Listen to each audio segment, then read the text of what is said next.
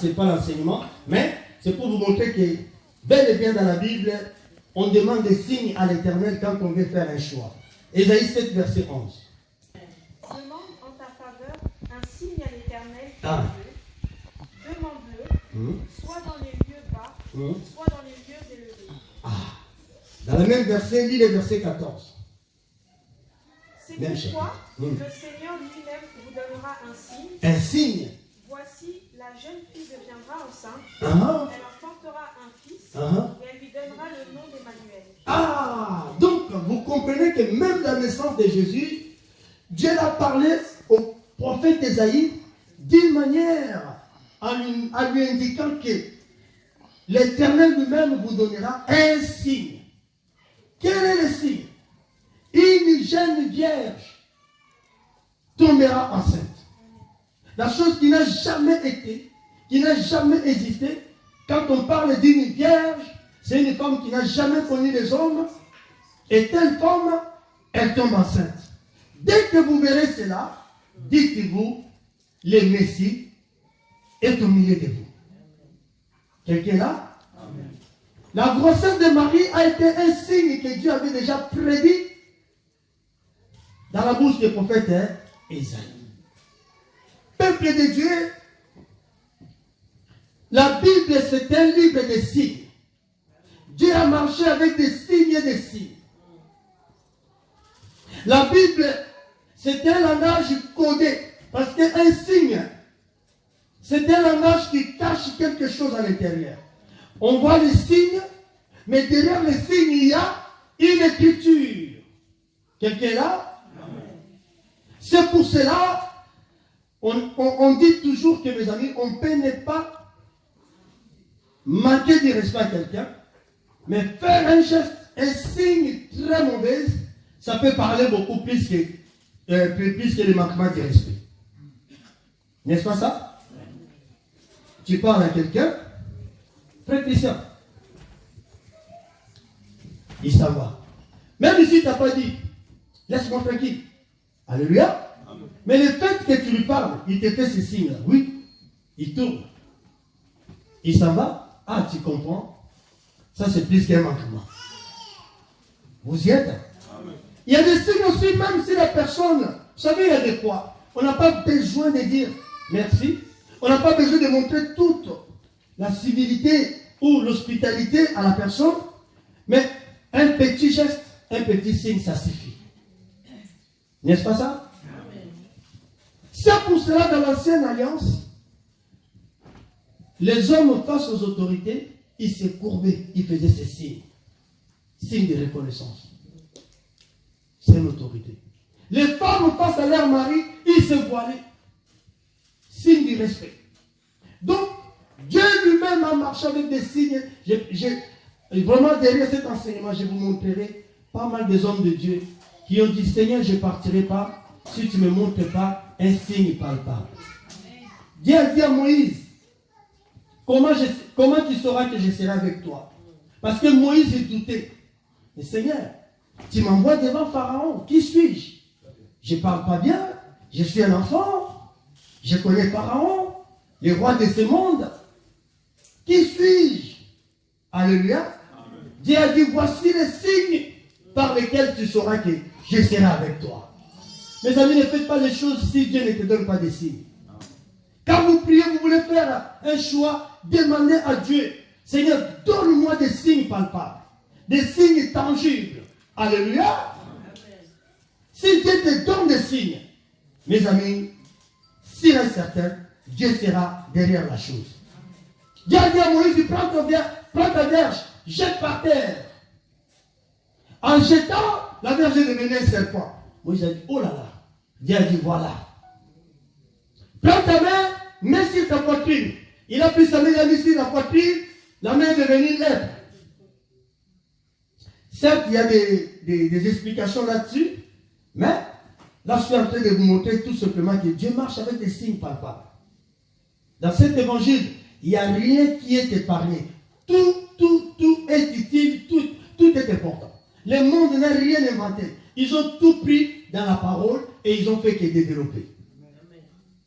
Que Dieu vous bénisse. Alors vous allez remarquer que je dois d'abord commencer sur des versets qui vont vous permettre que dans la Bible, on a vu des hommes qui partent pour aller poser un choix, mais qui demandent de la part de l'Éternel un signe. Et Dieu lui-même aussi, avant de choisir, il donne un signe à la personne. Quand il a choisi Ésaü, non. Qui était le roi avant David? Saoul, hein? Saoul.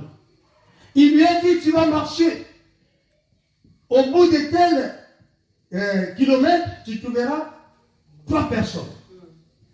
Après cela, c'est 1 Samuel chapitre 10. J'ai oublié un peu la contenu, mais je donne un peu en grosso modo. Tu te retrouveras dans une assemblée de gens qui prophétisent.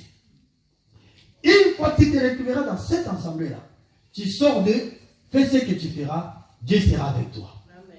Dieu va donner 2 ou 3 signes dans son parcours. On interprétera ça dans les jours à venir. Donc pour vous montrer que Dieu marche toujours avec des signes. Amen, amen. Amen. Chose étonnante aujourd'hui, on devient des archibishops, des pasteurs, des mamans, on fait des mariages, sans pourtant demander de la part du Seigneur, Seigneur, prouve-moi que réellement c'est toi. Vous savez, on n'a jamais parlé de nous. Quand j'ai commencé le don de prophétie, c'était un don très compliqué. Même moi-même, j'avais peur. Je disais, je me mettais toujours à la place des autres. Si aujourd'hui on me parle d'une prophétie, et que cette prophétie ne conforme pas avec ma vie. Amen, amen. Amen. Comment je prendrais cet homme ou la personne qui me donne la prophétie?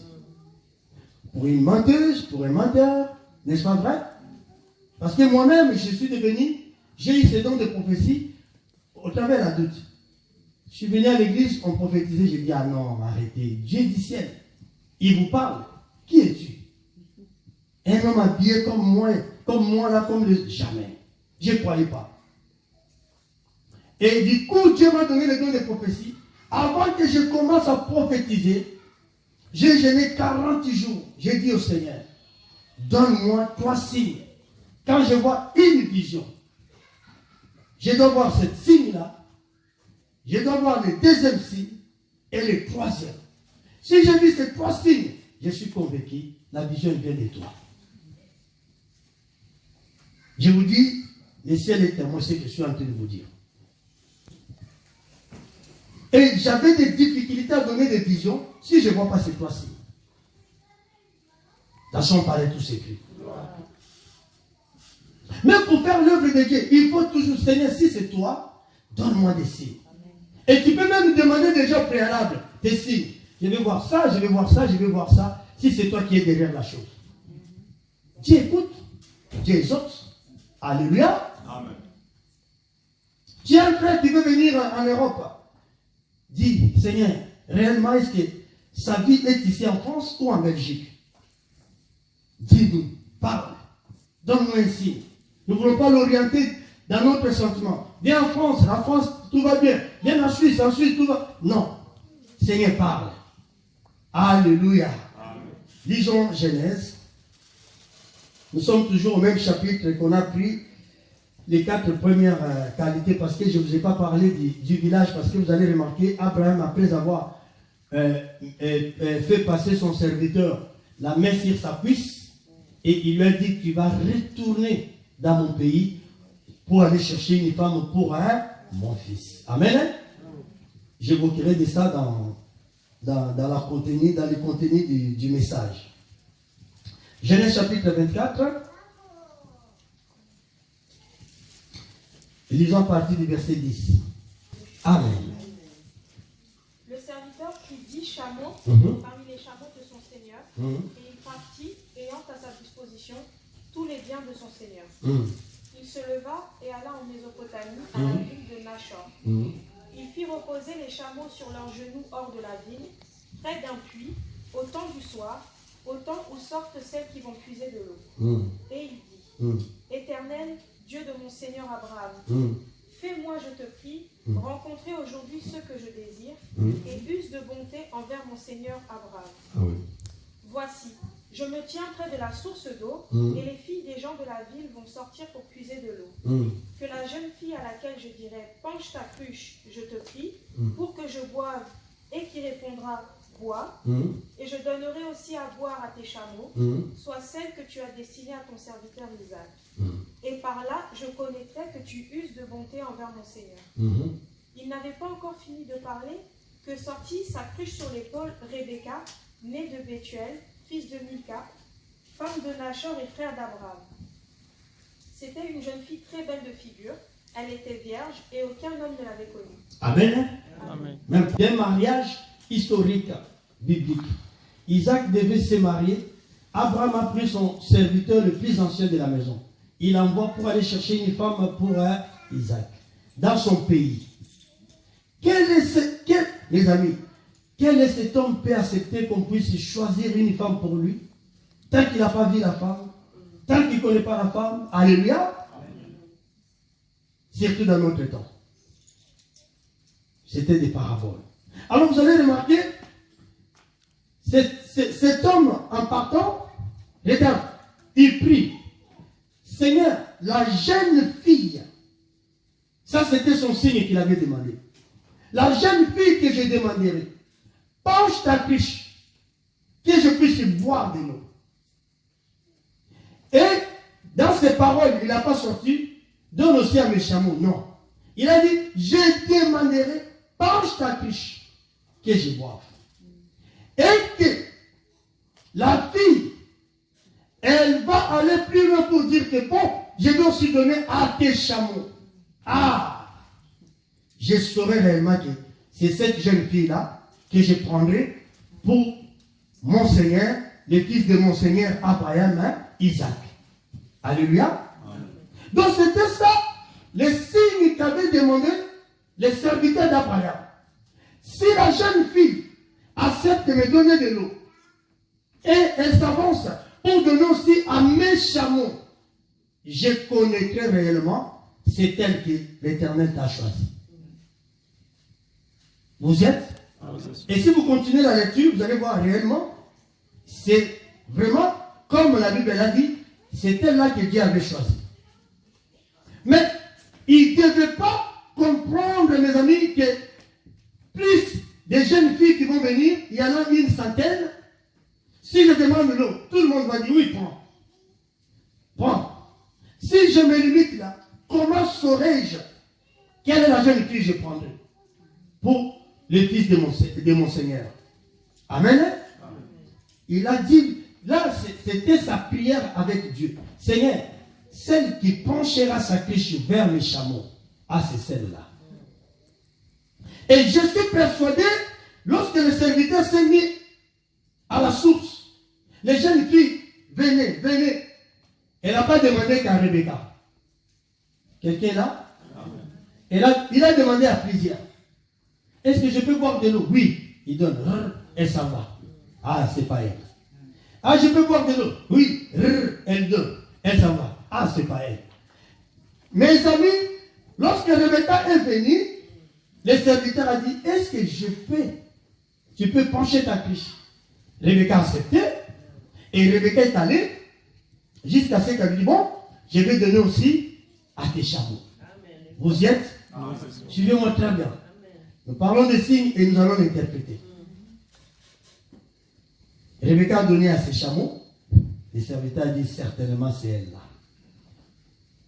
L'homme qui était en mission, il a suivi Rebecca jusqu'à ce qu'ils sont allés chez les parents de Rebecca. Tout est passé dans ce chapitre 24 et jusqu'à ce qu'il a ramené Rebecca vers Isaac. Mais tout a commencé par les signes auxquels il avait demandé de la part du Seigneur. Alléluia. Amen. Très important, mes amis. Nous faisons des prières, on ne demande pas de signes à Dieu. Nous faisons des choix, on ne demande pas de signes à Dieu. Les serviteurs ont demandé, Seigneur, ils sont beaucoup. Mais laquelle je vais choisir? Ici, si vous remarquez, on rentre dans la cour royale. Lorsque le roi Assyrus voulait prendre une jeune fille pour remplacer Avasti, le roi dans son cœur, il cherchait une femme qui ne vient pas pour le bonheur. N'est-ce pas vrai? il s'est présenté avant Esther.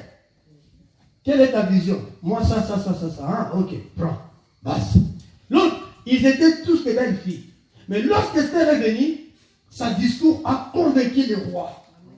Les rois, ils s'est souvenu, ah, moi j'ai cherché une fille qui ne viendra pas ici pour des biens, mais pour mon cœur.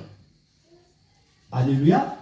Automatiquement, pour les rois assyriens, c'était le signe auquel, pour la femme auquel il les cherchait. Et il a pris Esther sans hésiter. Alléluia. Alors, suivez-moi très bien, vous allez remarquer qu'ici, nous avons 10 chameaux, plus le serviteur. Rebecca va pencher sa cruche pour 11 personnes. Donc, Rebecca est en train de faire un geste, à donner l'eau à boire pour 11 créatures. Parce que les chameaux, là, déjà, ce que je trouve anormal, ou moi, ça me permet d'interpréter la prophétie ici. Je pars en mission. Je vais aller chercher une personne. Mais je suis accompagné de 10 chameaux. Pourquoi autant? Juste un chameau, ça peut m'accompagner. Alléluia. Pourquoi il a pris 10? Et avec lui-même pour faire le chiffre de 11. Ah, très important. J'arrive. Regardez. Rebecca, nous allons interpréter les mouvements et les services en premier lieu. Ce qu'elle fait, la femme Rebecca, mes amis, c'est ce qu'on appelle l'hospitalité. Alléluia. C'est ce qu'on appelle l'hospitalité. Lorsqu'elle accepte de pencher sa cruche, de donner à boire aux serviteurs. Plusieurs ont dit, Eliezer de Damas, plusieurs chantent ça, Eliezer de Damas, c'est lui qu'Abraham a envoyé, mais si la Bible ne s'est pas marqué Eliezer. Eliezer, réellement, il était un serviteur, étendant dans la maison d'Abraham. Mais la Bible dit, l'homme qu'Abraham a envoyé, la Bible l'appelle les serviteurs les plus anciens. On ne sait pas si c'était Eliezer ou si ce n'était pas lui. Alors, pour la précision, il ne faut jamais dire que c'était Eliezer de Damas. Vaut mieux se limiter dans ce qui est écrit, les serviteurs les plus anciens. Parce que tous les prédicateurs, plupart dans le monde, ils prêchent Eliezer de Damas, Eliezer de Damas. Dans notre façon de prêcher, on met l'intention sur chaque point, sur chaque chose. Vous lirez la Bible n'a pas dit Abraham appela Eliezer de Damas. Non, les serviteurs les plus anciens. Et on ne sait pas son nom. Voilà. C'est là aussi très important pour l'explication. Regardez, elle exerce un service d'un hospitalier. C'est pour cela l'église du Seigneur. Un frère prince, que Dieu vous bénisse.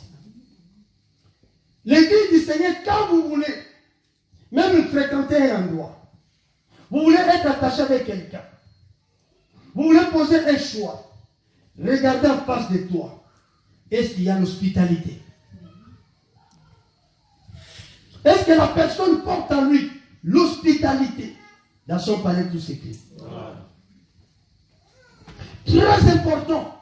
Ne faites pas de choix parce que la personne me correspond, parce que la personne, on parle de lui, parce que la personne est ceci, cela. Regardez d'abord ces qualités-là. L'hospitalité. Amen. Hébreux 13, verset 2.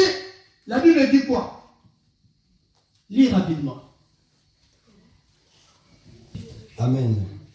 Que le Dieu de paix, qui a ramené d'entre les morts le grand pasteur des brebis, par le sang d'une alliance éternelle, notre Seigneur Jésus. Hébreux 13. 13, verset 2. Ah, verset 2, pardon.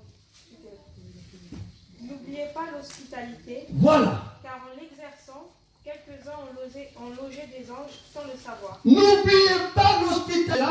Quelques-uns ont logé les anges. Qu'est-ce que l'hospitalité appelle? La présence des anges. Amen. La présence des anges. Or, quand un ange il descend avec le ciel. Il descend avec la bénédiction céleste. Vous y êtes? Amen. Mais nous, on fait des choix par rapport à la beauté. La femme est belle. Je vais la prendre. La femme est magnifique. Elle est sexy. Mais est-ce que cette femme, elle va exercer l'hospitalité dans ta maison? Je me marie avec une miss. Bien. Le jour du mariage, oh, voilà. Belle femme, oui. Bien habillée. Après le mariage, les amis viennent à la maison. Lorsque les amis viennent, la femme me dit, tu m'avais marié pour que je puisse servir tes camarades? Mais tu t'es trompé ou quoi? Tu t'es trompé. C'est pas moi. Je sors. Elle s'en va. Quelle honte. Alléluia. Amen. Quelle honte. Il faut voir l'hospitalité si elle est dans la femme. Il faut voir la famille dont appartient la femme. Est-ce qu'il y a l'hospitalité? C'est pour cela, dans l'église du Seigneur, mes amis, il y a des vraies valeurs qu'on ne peut pas négliger, comme l'hospitalité. L'hospitalité. Et quand on exerce l'hospitalité, on le fait sans, mes amis, sans vos poni. Lui, il est tout près de moi. Quand il se marie, on fait tout pour le bénir. Lui, là, il est... Non! Tout le monde a l'égalité. On ne le fait pas par rapport à la peau, par rapport aux tribus. Amen, amen, amen. Amen. En faisant cela, quelques-uns ont logé les anges. Donc, par rapport au service, Rebecca interprète l'hospitalité que nous devons chercher quand nous posons des choix. Alléluia. Même si tu dois acheter quelque chose, pose-toi les choix là. Est-ce que dans la chose, je vais retrouver... D'ailleurs, ne pose même pas... Dis au Seigneur seulement que dans ce que je vais faire, ce que je te demande, Seigneur, fais-moi grâce que la chose puisse exercer l'hospitalité. Tu verras comment Dieu te bénira. Et Dieu bénira la chose que tu vas faire.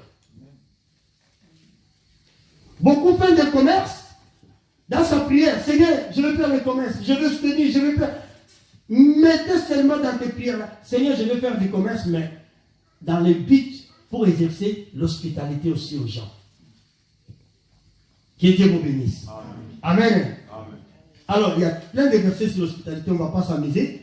Regardez, deuxième chose chez la sœur Rebecca, que nous avons interprété, son mouvement et les chiffres. Il prend la cruche, elle va la pencher pour donner à boire à l'homme de Dieu. Elle s'arrête pas là, elle va prendre la cruche pour donner à boire au chameau. Parce que cet homme avec les chameaux, ils ont fait des kilomètres de distance. Ils sont épuisés. Ils ont besoin de boire. Alléluia. Amen. Mes amis, dans la vie, très important. Quand vous voyez quelqu'un qui vient de loin, c'est des hommes quand tu les vois. Papa, viens, prends même un verre d'eau. Alléluia. Amen. Papa, viens, ne pars pas, prends ça. Ça bénit énormément. Rebecca fait cela. Cela veut dire quoi? Allons au livre des Nombres. Nous allons l'interpréter avec Nombres. Nombres chapitre 17, à partir du verset 1er. Amen. L'Éternel parla à Moïse et dit, parle aux enfants d'Israël et prends d'eux une verge selon les maisons de leur père, soit 12 verges de la part de tous leurs princes, selon les maisons de leur père. 12 verges selon les maisons de leur père. Tu écriras le nom de chacun sur sa verge. Donc Lévi, Siméon, Ruben, Juda, dans ces 12 verges, tu écriras les noms de chacune des familles. Mais, allez-y. Et tu écriras le nom d'Aaron sur la verge de Lévi. Expressement, dans les tribus de Lévi, au lieu d'écrire le nom de Lévi, tu vas écrire Aaron. Ça, c'est Dieu qui parle. Car il y aura une verge pour chaque chef des maisons de leur père. Tu les déposeras dans la tente d'assignation, devant le témoignage où je me rencontre avec vous. L'homme que je choisirai sera celui dont la verge fleurira. Ah! Regardez, mes amis. Comment Dieu il nous montre ici un prince. Ils étaient 12 familles. Dieu doit choisir une famille. Mais Dieu a dit pour que Moïse ne se trompe pas. Alléluia. Amen. Vous y êtes. Pour que Moïse ne se trompe pas. Parce qu'ils sont tous ils brillent. Tous ils sont magnifiques. Moïse peut dire, Ruben c'est l'aîné, je dois choisir Ruben. Benjamin c'est le dernier, je peux choisir Benjamin. Joseph, le plus éloquent. Mais Dieu a dit, pour que Moïse ne se trompe pas, la verge que je choisirai, la famille dont je choisirai, cette verge produira. Alléluia. Lisez. L'homme que je choisirai sera celui dont la verge fleurira, et je ferai cesser devant moi les murmures que profèrent contre vous les enfants d'Israël.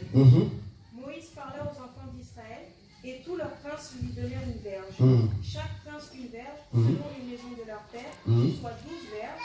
La verge d'Aaron était au milieu des leurs. Moïse déposa les verges devant l'Éternel, dans la tente du témoignage. Le lendemain, lorsque Moïse entra dans la tente du témoignage, voici la verge d'Aaron, pour la maison de Lévi, avait fleuri. Elle avait poussé des boutons, produit des fleurs et mûri des amandes. Ah, que Dieu bénisse sa parole. Acclamons pour la parole du Seigneur. Suivez très bien, mes amis. Ici, Dieu a dit, prends 12 verges. Nous allons aller plus vite pour économiser le temps. La verge qui fleurira, ça veut dire qu'il produira des boutons, des fleurs, des amandes. C'est cette famille-là que j'ai choisie pour cesser les murmures. Il y en avait combien? Vous ne donnez pas l'envie de prêcher. Il y avait combien de verges? 12. On doit choisir combien? Amen, amen. On doit choisir une verge. Donc nous comprenons que les 12, on retire un, les 1 va servir les 11. Vous n'êtes pas là. Alléluia. Donc les 1 va servir les 11. Donc si nous retournons dans Genèse 24, nous voyons Rebecca qui rend service aux 11. 10 chameaux et plus de serviteurs. Amen, amen. La verge d'Aaron, le lendemain, Moïse y vient. La verge a fleuri. Il y avait des boutons, ça produit des fruits, etc. C'est pour cela, mes amis, qu'on ne se trompe pas. On reconnaît un arbre par son fruit. Que personne ne vous trompe. Oh, je suis archibishop, Tobaye Bakombo. Oh, je suis prophète des nations. Quels sont tes œuvres? Tes fruits. Alléluia. Si on commence à voir des jeunes filles qui disent non, c'est un prophète, mais des fois, vous savez, à Kimanga. Et un prophète des nations, ça n'a pas on reconnaît l'arbre par son fruit, mes amis. On peut se cacher, mais un jour tes fruits parlera. Moïse a déposé les verges. Le lendemain, il vient. La verge qu'on avait pris de Lévi, qu'on avait marqué le nom d'Aaron, a fleuri. Regardez d'abord la procédure. Dieu prend toutes les familles, on souligne leur nom dans une verge. Mais quand il arrive dans les tribus de Lévi, alléluia. Amen. Quand il arrive dans les tribus de Lévi, papa il dit, Dieu dit à Moïse, tu ne marqueras pas le nom de Lévi. Mais expressement dans cette famille, tu vas marquer le nom d'Aaron. Pourquoi? Il y a une explication.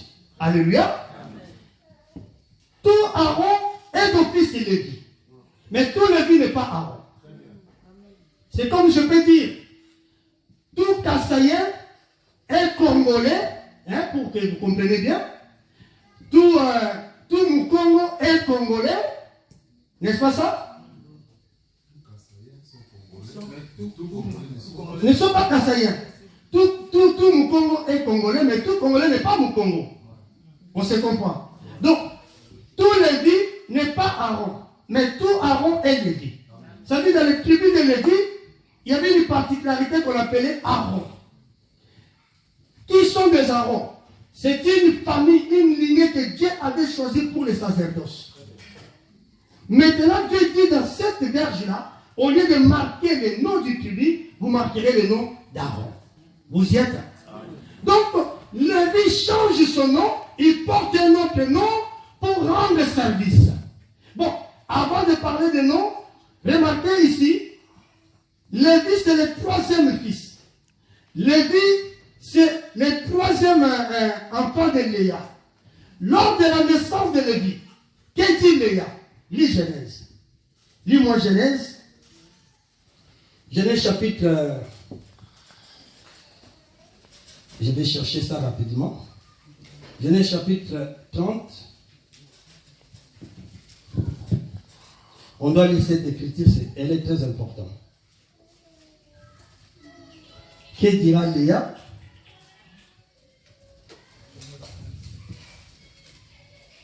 Non, je crois Genèse chapitre 29. 29. Vers les derniers versets.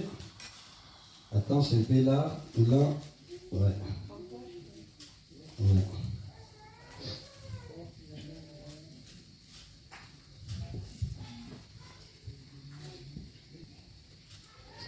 Chapitre 29, verset 34. Enceinte, Hein? il enfanta un fils et elle dit, pour cette fois, mon mari s'attachera à moi, car je lui ai enfanté 3 fils. C'est pourquoi on lui donna le nom de Lévi. Ah! Amen, amen. La next fois-ci, mon mari s'attachera. Mais je me pose la question. Moi, si papa lit depuis longtemps, ils ont vécu des chemins ensemble. Ils ont eu premier enfant, Riba. Deuxième, Simeon. Jusque-là, ils n'étaient pas attachés. Quelqu'un est là? Mais lors de la naissance de Lévi, expressement, Léa dit, cette fois-ci, mon mari s'attachera à moi. Donc nous comprenons la naissance de Lévi. Lévi est venu pour rattacher les deux personnes, rassembler les deux personnes, faire l'unité, la coalition de Jacob et Léa. Est-ce que vous comprenez? Donc Lévi est venu avec une mission, Yakosanisa. Donc le cœur de Jacob était loin de Léa. Léa aussi le sentait, elle n'était pas aimée. Mais lorsqu'elle a eu Lévi, elle a dit, oui, je suis convaincu. C'est pour cela, on peut savoir comment on va dire. Au bout de la Bible, Shadrach. Shadrach, les gars n'avaient pas comment Shadrach. Shadrach, c'est comme un démon, il y a des démons. Et ça, ce sont des Shadrach, Abednego, tout. Ce sont des démons. Le vrai nom de Shadrach, c'est Michael. Hein, papa Mike? Michael. Pourquoi on l'appelait Shadrach? Bah, mon miracle, on a passé dans le Moutouana. Bah, dit, oh, chef coutumier na biso. Azoni na bon moi. Asi quitté, t'es, yo Shadrach. Et ça tombe bien. Oh, pasteur Shadrach. Amen, nego. Alléluia. Il faut prénommer les enfants, les noms par rapport aux circonstances. Moi, la fois, il y a botanique pas. Lors de sa naissance, on te donne une nouvelle maison. Tu réalises quelque chose qui était arrivé depuis longtemps. Tu cherches un nom qui cadre avec les circonstances. La douleur, la lunette n'a pas. Oh, cet enfant m'a donné la vie. C'est un ange. Je l'appelle la vie. Alléluia. C'était comme ça on prénommait les enfants. Dans notre temps, on commis, moi, la botanique, à donner le coup là, tel star, on peut se comme un star. Non. Non. Et surtout, comme moi, là, oh, ouais, là, oh, comme moi, ma femme, qu'est-ce que arrêtez. Alléluia. Alors, peuple de Dieu, la naissance de Lévi a fait rapprocher les deux cœurs. Qu'est-ce que l'écriture? On était tous privés de la gloire de l'Éternel. Vous y êtes? Bible dit, on était tous rejetés de Dieu. Depuis le péché d'Adam, toute l'humanité était vouée à la mort parce que Dieu nous avait rejetés. Quelle a été la mission de Jésus? Jésus est venu pour prendre nos péchés, prendre nos défauts. Alléluia. Mourir à la croix. Accepter notre problème pour que le Père au ciel puisse nous agréer. Pour ramener nos cœurs, puisse se marier avec le cœur de Dieu. Sans Jésus, mes amis, on ne pouvait pas s'approcher de la présence du Seigneur. Raison pour laquelle dans la loi, tout le monde ne pouvait pas entrer dans les tabernacles. Il y avait les rideaux. Vous, les peuples, vous restez dans les parvis. Qui rentre là-bas, qui est le souverain sacrificateur. Mais lorsque Christ est venu, il est monté sur la croix. La Bible dit ce jour-là, les rideaux du temple se déchira. De haut jusqu'à bas. Et ça nous a donné l'accès libre d'aller jusqu'au lettre saint. Peuple de Dieu, je n'ai plus d'interdiction. Pasteur ou pas, j'ai le droit de chercher Dieu. Et Dieu est obligé de me répondre. Même si je n'ai pas eu de prophétie, Dieu peut me répondre. Même s'il n'y a pas les archibishops, Dieu va me répondre. À cause de l'œuvre qu'a fait Jésus sur la croix, il a brisé les rideaux. Il a rapproché nos cœurs envers l'Éternel. C'est pour cela qu'il faut corriger certaines personnes qui disent Yesu afuta nyongolanga, apesa makila, afuta nyongo pas diableté. Ce qu'a fait Jésus, il a banni la colère de Dieu. C'est ce que fait Lévi. Il ramène. Vous savez, Jacob, il ne voulait pas cette femme, Léa, dans son cœur. Lévi a dit, bon, tu n'aimes pas ma mère. Moi, je viens. Ton cœur maintenant est collé à maman. Alléluia. Il y a des hommes comme ça, ils ne t'aiment pas. Mais attends, mon colombo te dit, moi, pas. Moi, là, alléluia. Donc, par là, nous comprenons que quand Dieu prend la verge de Lévi, il met le nom d'Aaron. Ah, c'est le nom qui portait Jésus dans l'éternité. À l'éternité, on n'appelait pas Jésus, s'il vous plaît. À l'éternité, on n'appelait pas Emmanuel. Quelqu'un là? Quel a été son nom? La Bible dit, au commencement était la parole. Et Apocalypse dit, il a un nouveau nom. Si ce n'est que celui de la parole de Dieu. Amen. Alléluia. Donc nous comprenons en éternité, avant le commencement, Jésus s'appelait la parole tout court. Pour venir en mission, il a pris un autre nom. C'est ça, on prend les tribus de Lévi, on les change le nom, on met le nom d'Aaron. C'est Christ qui parole. Étant Lévi, il vient en mission. Amen, amen. Il ne peut pas venir au nom de la parole. Il doit avoir un nom approprié pour être un citoyen aussi, pour faire l'œuvre. Et c'est pour cela que vous allez voir que ce n'est pas ni Marie, ni Joseph, ni qui qu'il soit qui a décidé sur son prénom, c'est l'Éternel. L'enfant qui naîtra, tu l'appelleras Emmanuel, tu l'appelleras Jésus. Esaïe, bien. Ah mon bien, que Dieu te bénisse. T'es nègre. Alléluia.